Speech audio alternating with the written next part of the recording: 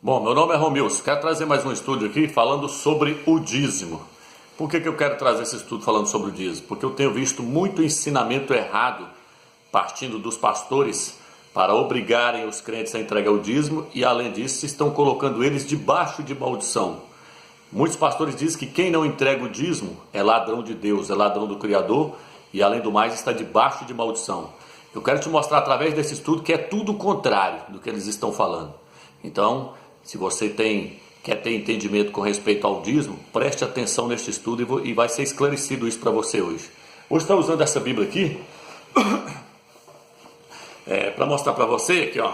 Essa Bíblia aqui, ela traz o nome do Eterno. Eu quero estar pegando Malaquias, capítulo 3, versículo 5 aqui, ó. Malaquias. Do 5 até o versículo 14 é um acréscimo feito para o homem dentro da Bíblia. Essa aqui já excluiu, essa Bíblia. Pode ver aí que ela já excluiu. Mas vamos fazer de conta que não seja acréscimo. Vamos fazer de conta que seja verdadeiro esses versículos, né? Aonde manda entregar o dízimo. Façamos de conta que seja verdadeiro. Porque de qualquer forma, essa questão do dízimo vai cair por terra hoje. Então vamos lá. O que significa a palavra dízimo? Vamos começar por esse ponto. O que significa dízimo? Dízimo significa a 10ª parte. Isso de acordo com o dicionário bíblico. A 10ª parte que os judeus, que os Yaldim colhiam da terra ou do produto dos seus animais.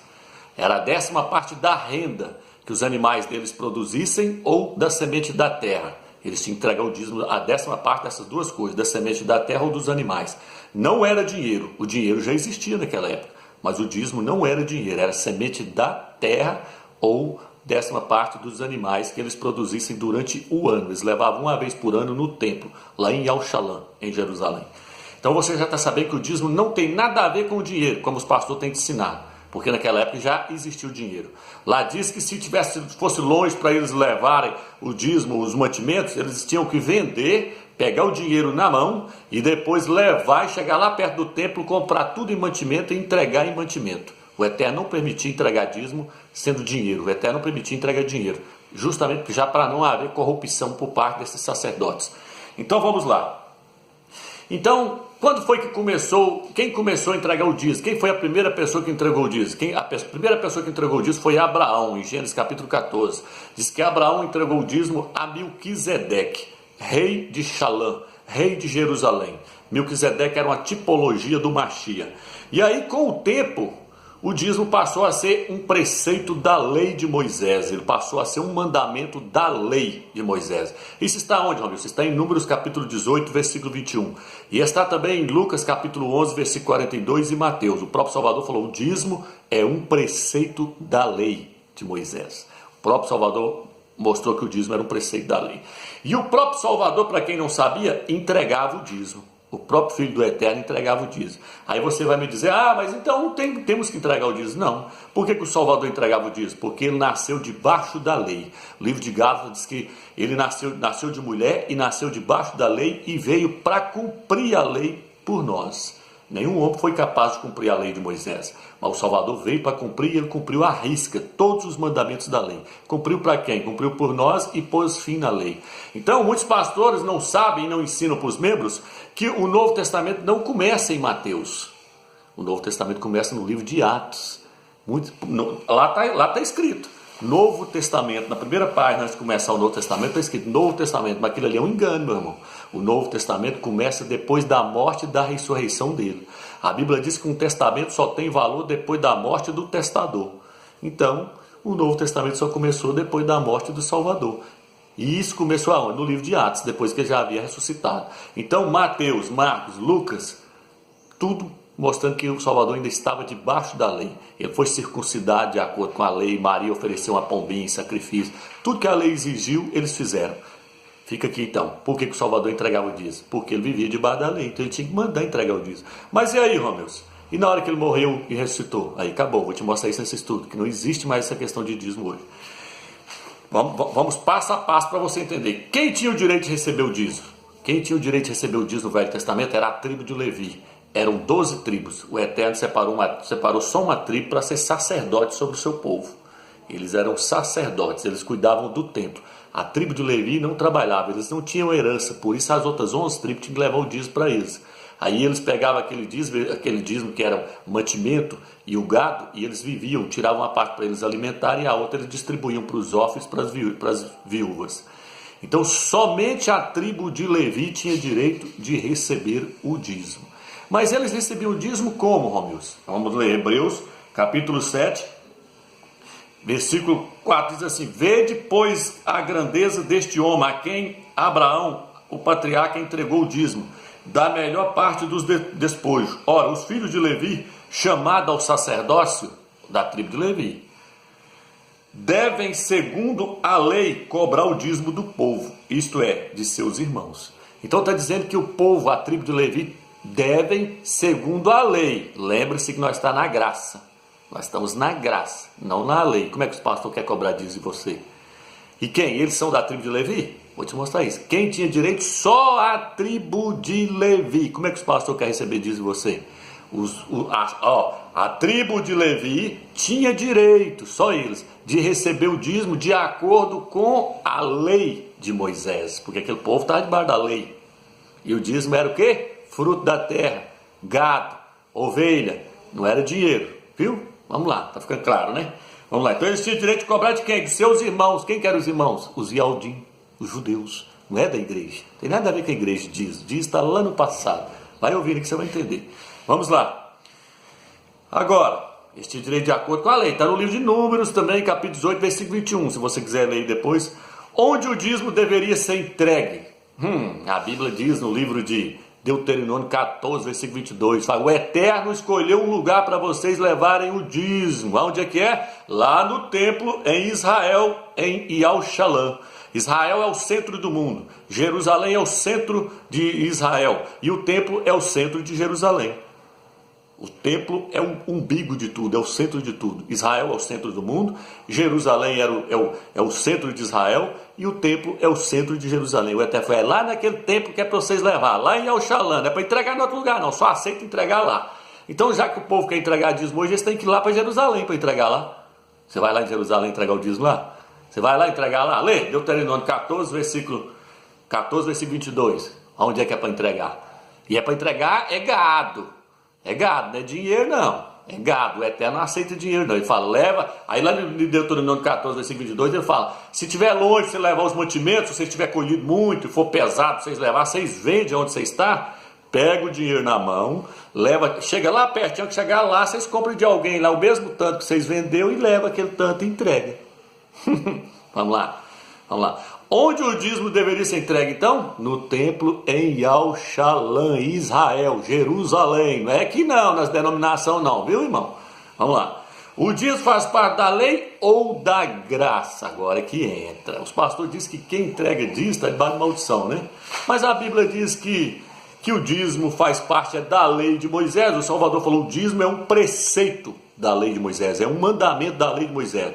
Por quê, irmão? Porque existe a lei do Mashiach e existe a lei de Moisés. Existe a lei de Moisés e a lei do Salvador. Na lei do Salvador não existe mais dízimo. Dízimo faz parte da lei de Moisés.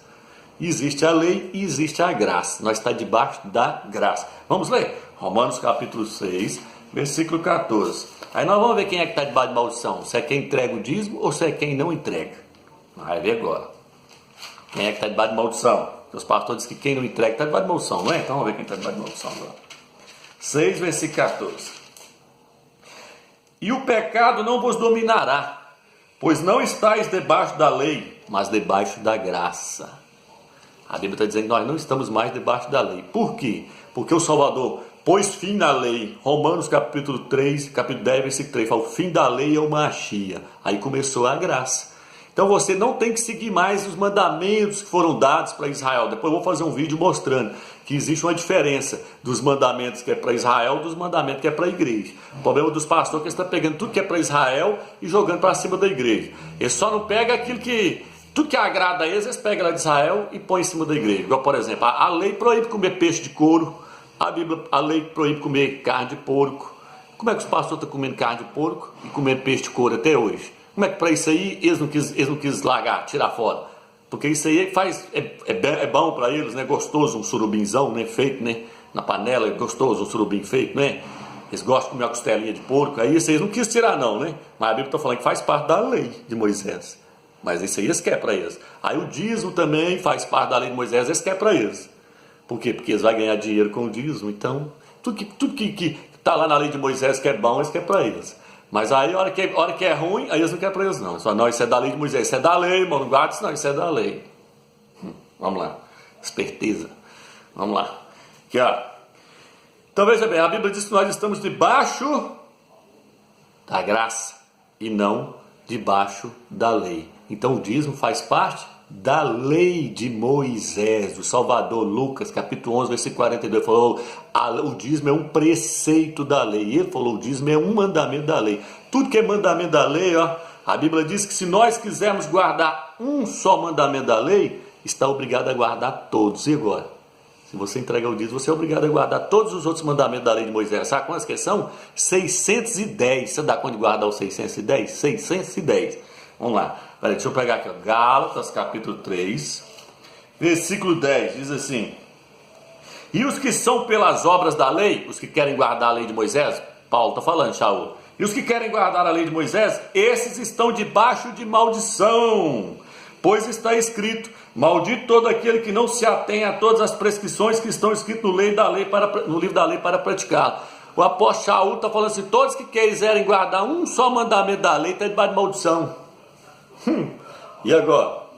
Quem dá o dízimo está debaixo de maldição? Quem não dá o dízimo ou quem dá o dízimo está debaixo de maldição? É lógico que é quem está entregando o dízimo que está debaixo de maldição, porque o apóstolo Paulo está falando que quem quiser guardar um só mandamento da lei de Moisés está debaixo de maldição, o dízimo é da lei de Moisés. E agora? Como é que vai ficar os pastores agora?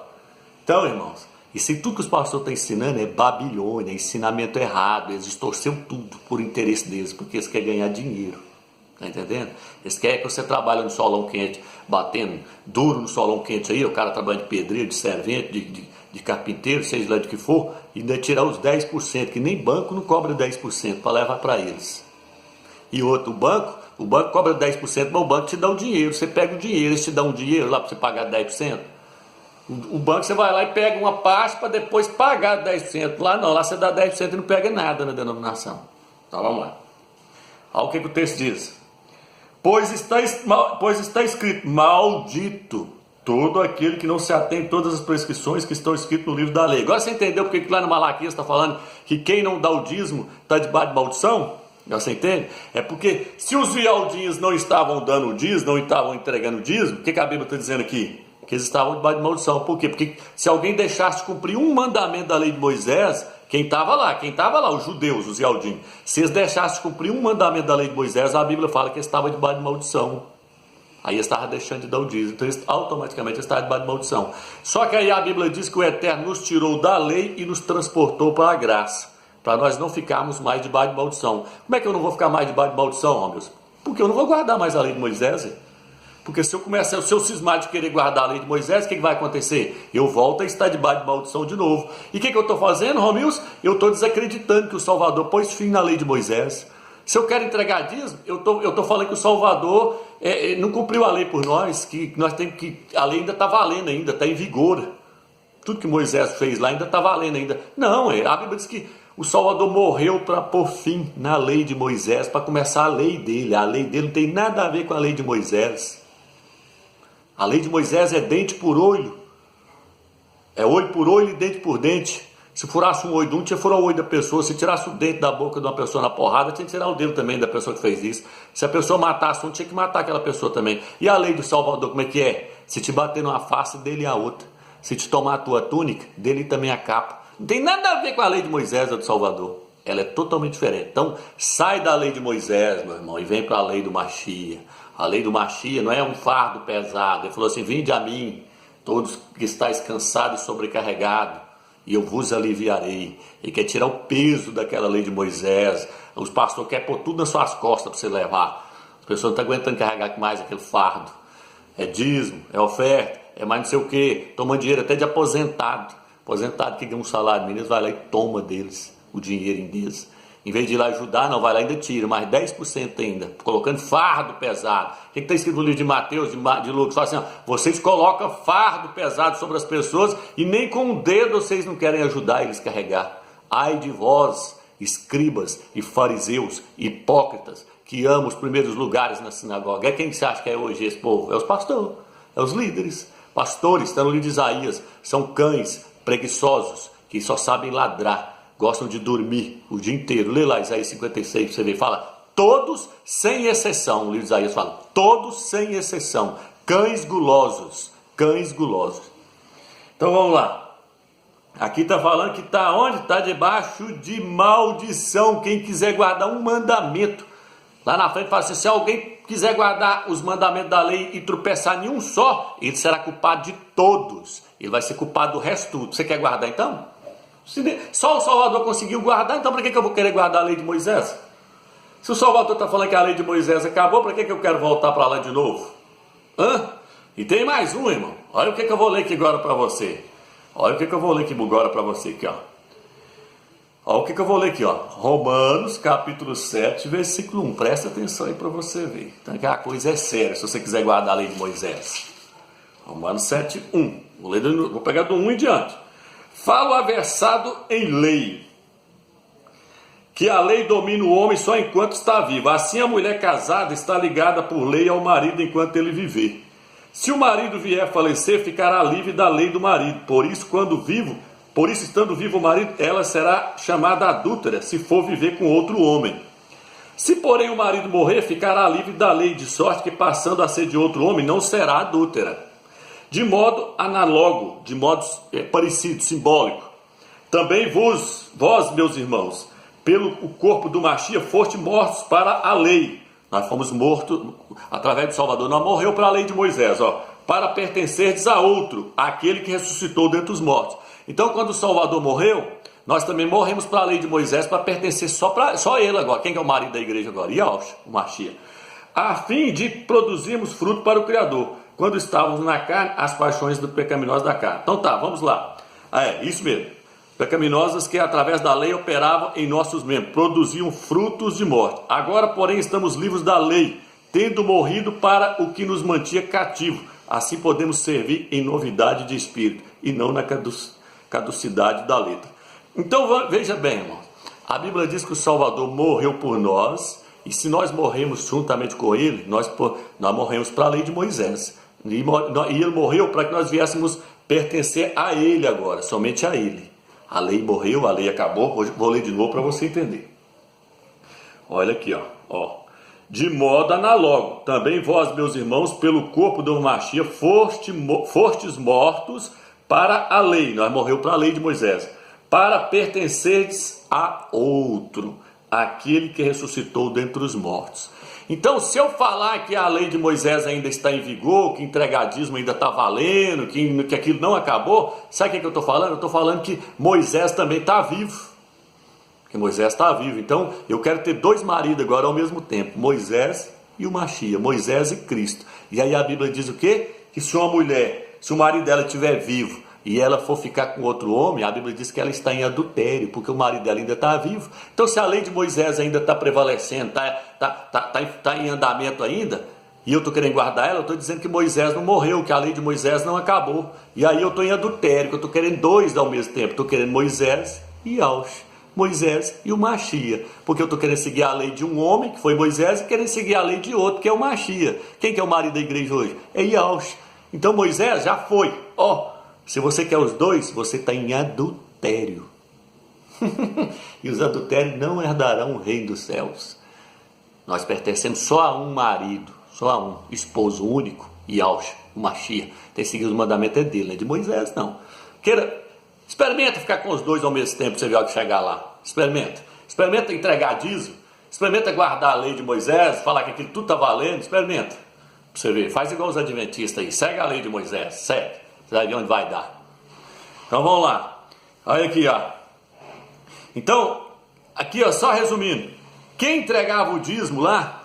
Aliás, vou ler mais um versículo. 2 Coríntios, capítulo 3, versículo 6. 2 Coríntios, capítulo 3, versículo 6. Olha aqui. Ó. Foi ele quem nos tornou aptos para sermos ministros de uma aliança nova, de uma nova aliança, Salvador. Ele colocou nós como ministros da nova aliança, do Novo Testamento, que começa de Atos para cá, igual eu te falei. Não é lá atrás, não. Começa de Atos para cá. Ele nos fez ministros da nova aliança, não da letra. Nós somos ministros do Novo Testamento, não da lei de Moisés. A lei de Moisés é os mandamentos de Moisés. Os profetas ali não tem nada a ver com essas questões. As profecias de Isaías, de Daniel, de Salmos ali, irmão, aquilo não tem nada a ver com a lei de Moisés. Eu estou falando da lei de Moisés, está no livro de Levítico, Deuteronômio, que é as leis que a pessoa tinha que guardar e seguir, que é 610 mandamentos. Nós não somos ministros da lei de Moisés, mas da letra, e sim do Espírito, pois a letra mata, mas o Espírito comunica a vida. Ora, se o ministério da morte gravado com letras sobre a pedra foi tão assinalado pela glória que os israelitas não podiam fixar os olhos no semblante de Moisés, por causa do fulgor que nele havia, fulgor aliás passageiro, como não será ainda mais glorioso o ministério do Espírito? Na verdade, se o ministério da condenação foi glorioso, muito mais glorioso será o ministério da justiça. Então a Bíblia diz que nós não somos ministros da letra, fala que a letra é a morte. A letra é o ministério da morte. E o ministério do Espírito é o ministério da vida. Então o que ele está falando? Que se eu pregar as leis de Moisés hoje, os mandamentos da lei de Moisés hoje, eu estou sendo um ministro da morte para as pessoas. Em vez de eu estar levando vida para as pessoas, eu estou levando morte. Porque eu estou colocando elas debaixo de condenação, eu estou colocando elas debaixo de maldição, eu estou levando elas lá para o Velho Testamento, lá para guardar as leis de Moisés, eu pus elas tudo debaixo de maldição de novo. Está entendendo? Eu sou um ministro da morte, mas a Bíblia diz que não, que o Salvador nos colocou como ministro da nova aliança, ministros do Espírito, ministros da vida, que prega Yahshua, Machia e os seus mandamentos, não os mandamentos de Moisés, que eram os mandamentos da letra que leva a pessoa a morrer. Entendeu? Então sai fora desses ministros da letra que estão dentro das denominações aí, que é os pastores. Ele só prega morte para te matar, coloca você debaixo da lei de Moisés, entendeu? E a Bíblia também, aqui ó, para resumir, a Bíblia diz que nós não devemos colocar pano novo colocar remendo novo em pano velho, porque senão o rasgado vai ser maior. Não devemos colocar pano novo, remendo novo em roupa velha, porque senão o rasgado vai ser maior. Tem que dizer, você não pode pegar a lei de Moisés e a lei de Cristo e misturar, não. Senão você não vai ter nenhum e nem outro. Não devemos misturar vinho novo em odres velhos, porque senão os odres vão estourar. Você não pode pegar a lei de Moisés e misturar ela com a lei de Cristo, senão você, meu amigo, não tem nenhum e nem outro. Você não tem nenhum e nem outro. Você não pode querer Moisés e nem Yahshua. Ou você fica com Yahshua ou você fica com Moisés. Se você ficar com Moisés, meu filho, você está lascado. Porque o único que deu conta de cumprir todos os 600 mandamentos da lei de Moisés foi Yahshua. E ele cumpriu para tirar nós de lá. Ele falou, eu não vim revogar a lei, eu vim cumprir. Eu vim cumprir. Ele cumpriu todos os mandamentos. Cumpriu para quem? Para mim e para você. Para nós não precisar de cumprir hoje. Para que você quer seguir mandamento? Para que você quer se colocar debaixo de jugo, de escravidão de novo? Para que você quer voltar lá e deixar os pastores te escravizar de novo? Por quê? Aí você vem e fala assim, olha, se agora a questão lá fala assim, que quem não entrega dízimo está roubando o Criador. Está falando para os Ialdimos, está falando para os judeus. Aí eu te pergunto, o Eterno já chamou Abraão, falou que Abraão era filho dele? O Eterno já falou que Daniel era filho dele? O Eterno já falou que Moisés, algum daqueles profetas, era seus filhos? Não. O Eterno falava, eis aí meu servo Davi, eis aí meu servo Daniel, meu servo Abraão, servo. Mas aí, ó, chega no livro de Gálatas, o que diz? Vós já não sois servos, sois filhos. E se sois filhos, sois herdeiros de tudo. Porque na hora que você aceita Yahshua como único Salvador, você já não é servo. A Bíblia fala, vós agora já não sois servos, porque vocês aceitaram o meu filho, e eu coloquei o Espírito dele dentro do Espírito de vocês que clamam, Abba, Pai. Vocês chamam eu agora de Pai, porque ele se tornou primogênito entre muitos irmãos. E ele é o nosso irmão mais velho.